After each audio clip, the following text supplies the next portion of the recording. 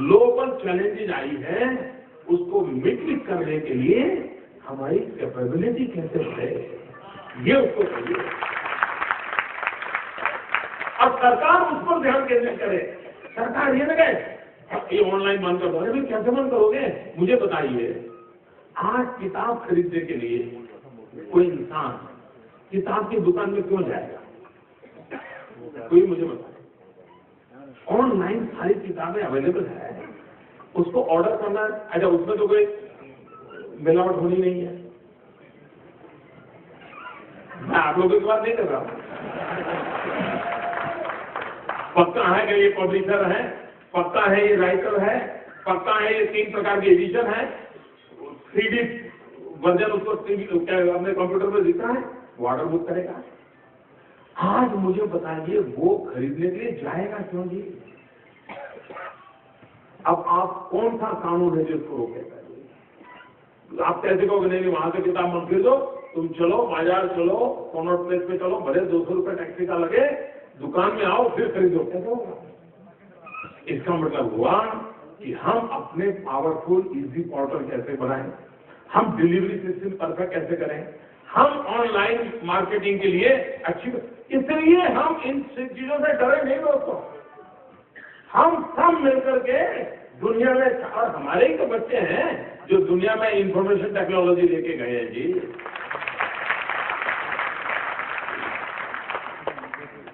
हमने आधुनिक विज्ञान और टेक्नोलॉजी को स्वीकार करना होगा। हम कभी कभी सोच रहे हैं कि मॉल जो आप देखिए साहब, वो दिन दूर नहीं होंगे। आज छोटे गांव का जो छोटे नगर सोच लीजिए, छोटे नगर का भी जो खरीद करने वाला व्यक्ति है, आप चाहे या न चाहे, वो भी अब ब्रांडेड चीजें खोज रहा है, नहीं खोज रहा है? व्यापारी मित्रों बताइए, वो भी ब्रांडेड खोज रहा है, नहीं खोज रहा है? अब आपकी तो ताकत है नहीं कि आप ब्रांडेड चीजों की एजेंसी लेकर के अपनी दुकान को, उसका तो आएगा इतने चौरस स्क्वायर फीट का दुकान होना चाहिए, ऐसा एक रिसेप्शनिस्ट होना चाहिए, अंग्रेजी ऐसी सब उसके टर्म्स एंड कंडीशन कर नहीं पाओगे। लेकिन क्या आप उसके साथ करार करके, एग्रीमेंट करके वर्चुअल यूनिट खड़ा नहीं कर सकते हैं क्या? अब ब्रांडेड चीज कोई भी कस्टमर आए, देखो भाई मेरे पास स्टॉक रखने का पैसा नहीं है, मैं नहीं रखता, मैं कोई इतना बड़ा व्यापारी नहीं हूं, लेकिन तुझे ये चीज चाहिए ना, देखो कंप्यूटर चालू करता है, तुम देखो ऐसी चीज आती है, ये कंटेंट है, तुम कहो 2 दिन में तुम्हें डिलीवरी मिल जाएगी। मुझे बताइए, छोटा व्यापारी भी बड़े मॉल से बड़ा व्यापार कर सकता है, नहीं कर सकता? आप वर्चुअल मॉल छोटे छोटे दुकानों में खड़ा कर सकते हैं। और इसलिए मैं चाहूंगा आप ट्रेड के लोग जो हैं, वे इस नए चैलेंजेस को मिटिगेट करने के लिए आज की टेक्नोलॉजी से जुड़े हुए लोग, हमारे छोटे व्यापारी, हम बैठ करके वर्कशॉप करें, हम एक काम भागने के लिए प्लान न करें दोस्तों, भिड़ने का प्लान करें।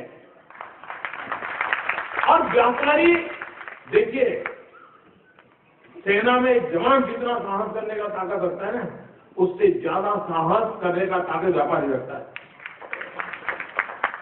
जिसकी रिस्क टेकिंग कैपेसिटी कम होती है वो कभी व्यापारी बन ही नहीं सकता है। वो मजदूरी कर लेगा, वो व्यापारी नहीं बन सकता है। व्यापारी वही होता है जो जीवन खपाने की हिम्मत रखता है। छोटा भी होगा ना तो भी साहब उसकी रिस्क टेकिंग कैपेसिटी बहुत होती है, वो जॉब देता है अपने आप। ये क्वालिटी है इस बिरादरी की, इस क्वालिटी को हम पकड़ें और उसको लेकर के हम व्यवस्थाओं को विकसित करें। और इससे घबराइए मत मित्रों, इसको अपॉर्चुनिटी पाइए। मैं आज के प्लेटफॉर्म पर आकर के आपको ये बात बताने की हिम्मत करता हूं, क्योंकि मुझे मेरे देश के व्यापारियों में भरोसा है, कर सकते हैं जी। थोड़ा सा हाँ कैपेसिटी बिल्डिंग होना चाहिए। अगर मान लीजिए उसको इंटरनेट कनेक्टिविटी नहीं है, मानो उसके गांव में, या ग्राहक आया उसी दिन बिजली नहीं चल रही, तो कंप्यूटर कहां चलेगा बेचारेगा? तो ये सारी कागज सरकार को करनी चाहिए, ये सुविधाएं प्रदान करनी चाहिए। और जितनी ज्यादा हम ये सुविधाएं प्रदान करेंगे, आप देखना हम लोगों का तो साहब पूरे यूरोप में जितने व्यापारी होंगे उससे ज्यादा व्यापारी हमारे यहाँ एक राज्य में होता है, एक स्टेट में होता है, तो हम तो दुनिया को कब्जा कर सकते हैं। हम मिल बैठ करके ये चीजों को करें। दूसरी चीज है, ये भी कभी सोचे, आज सामान्य व्यक्ति ब्रांड की तरफ क्यों गए? पहले वो मेरे यहां आता था, हल्दी खरीदता था, आज वो पैक हल्दी क्यों मांग रहा है? उसके मन में भरोसा टूट चुका है। उसको लगता है यार कहीं मिलावट तो नहीं होगी, ये गड़बड़ तो नहीं होगी, और इसलिए वो क्या सोचता है, वो यार कंपनी का माल है तो शायद अच्छा होगा, तो उसी पर बेचारा लुढ़क जाता है। आवश्यकता है हमारी पास, बताइए मुझे, यहाँ इतने लोग बैठे हैं जो 50 के ऊपर के उम्र के लोग हैं, उन्होंने कभी बचपन में कहीं पर भी शुद्ध घी की दुकान ऐसा बोर्ड पढ़ा था क्या? पढ़ा है किसी ने? जो 50 साल की उम्र के हैं, किसी ने ऐसा बोर्ड पढ़ा है शुद्ध घी की दुकान? बोलो ना। आज हर गली में होता है नहीं शुद्ध घी की दुकान? क्यों? ये लिखना क्यों पड़ा? गड़बड़ हुई तभी थोड़ी गड़बड़ है भाई। अगर शुद्ध मिलता ही होता तो घी घी होता है, शुद्ध और अशुद्ध क्या होता है? ये अशुद्ध वाला जो मामला आया है, हम व्यापारी कौम का काम है कि ऐसे लोगों को खिलाए।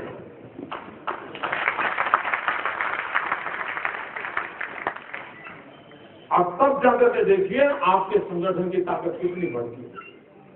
आप पूरा लीड कर सकते हो। और हम वो लोग हैं जो हम चाहते हैं कि आप लोगों की शक्ति बढ़नी चाहिए। दूसरी बात है, आपका व्यापार कैसे चलेगा भैया? छोटा व्यापारी रोजी रोटी कहां से कमाएगा?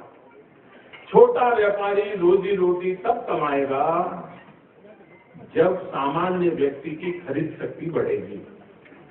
अगर सामान्य नागरिक की खरीद शक्ति नहीं बढ़ती है तो शादी में पहले 2000 रुपये का माल लेता था, अब 200 का लेगा। खरीद शक्ति उसकी कम हो गई है। और इस काम के लिए ओवरऑल देश की इकोनॉमी को बहुत बड़ी ताकत देने की जरूरत है। तभी सामान्य व्यक्ति की खरीद शक्ति बढ़ेगी।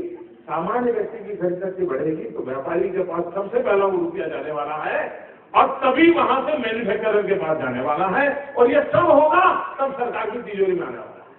सरकार की तिजोरी लास्ट में है। सबसे पहले दरवाजे पर आप खड़े हैं।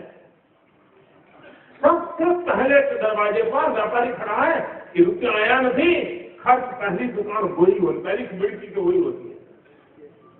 हमने इस लिंक को कैसे जीवंत बनाया है, वो हम जितना जीवंत बनाते हैं उतना उसका लाभ होता है। भाइयों बहनों, मैं सुधार के पक्ष का व्यक्ति हूं।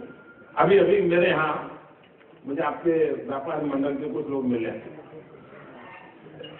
साहब ये हमारा जो बैंक का फॉर्म है इतना लंबा चौड़ा, हम तो थक जाते हैं, ये क्या है?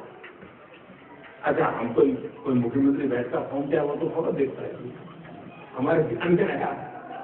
मैंने मेरे अफसरों को बुलाया, मैंने कहा भाई इसको क्यों हम ऐसा करते हैं? तो भाइयों, आपको जानकर आनंद होगा, 7 दिन के भीतर मेरे अफसरों ने वो करीब 7-8 पेज का फॉर्म था, उसको 3 पेज का बना दिया। इतना ही नहीं, तो 5-6 दिन हो गए, उसको ऑनलाइन भी रख दिया और लोगों व्यापारियों को कहा अभी भी इसको कम करना है तो सुझाव दो। व्यापारियों का कहा। इसका मतलब यह हुआ मित्रों कि इन चीजों के माध्यम से हम बीपीओ को सरल कर सकते हैं और व्यापारी को आराम से हम। दूसरी चीज है, हमारे देश में पता नहीं क्यों सालों से सरकार को ऐसा लगता है कि बाकी सब चोर है। इनकम टैक्स वाले को लगता है सारी दुनिया चोर है। देश ऐसा नहीं कर सकता। ये सरकार हो या समाज हो, व्यापारी हो या व्यवस्था हो, एक दूसरे पर भरोसा होना चाहिए, भरोसे से शुरुआत होनी चाहिए। उसके बाद कुछ कमियां आती हैं तो उस कमियों के लिए कानून आता है।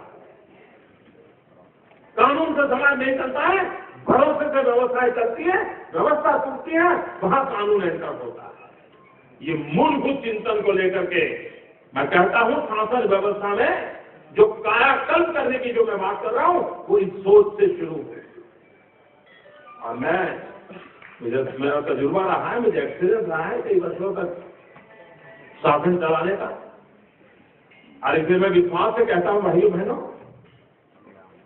कोई कारण नहीं है हमारा देश ऐसी दशा में जीने के लिए पैदा ही नहीं हुआ है।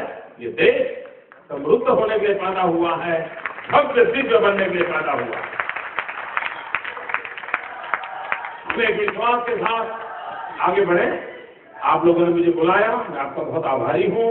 और आपकी जो बातें हैं सारी प्रैक्टिकल है, और जो चीजें तो इन चीजों को बहुत बारीकाई से जानते हैं, और इसलिए बहुत ही अच्छे ढंग से